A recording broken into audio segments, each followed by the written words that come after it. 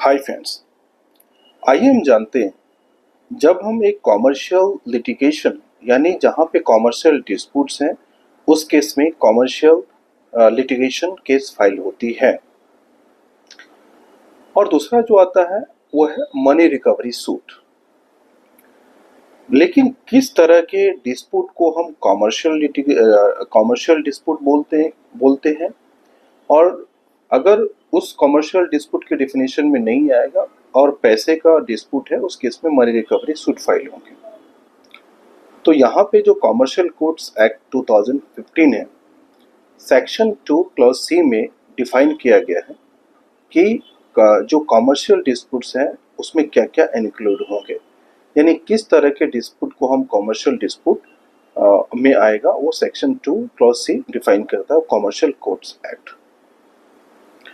इसके बाद जो सेक्शन 12A ये pre institution mediation and settlement, ये ऑलमोस्ट मैंडेटरी होता है except the circumstances where there is any urgency. So pre institution and mediation and settlement, so इस पे सुप्रीम कोर्ट के भी हाई कोर्ट के भी वेरियस जजमेंट है जो क्या हम प्री इंस्टीट्यूशन एंड मेडिएशन सेटलमेंट को ओवरपास कर सकते हैं या नहीं और किस परिस्थिति में हो सकता है। जो भी अग्रीव्ड पर्सन्स हैं जो कोर्ट के कमर्शियल कोर्ट के ऑर्डर से एग्री नहीं करते, अग्रीव्ड हैं, वो अपील फाइल करेंगे to the commercial court division of the high court. उस परिस्थिति में जो अपील फाइल होंगे वो अपील 60 दिन के अंदर 60 डेज के अंदर अपील फाइल होनी है from the date of the order communicated to the person. जब अपील फाइल होती है तो जब आप अपील फाइल करते हैं that's a section 13 of the commercial court act वो डील करता है।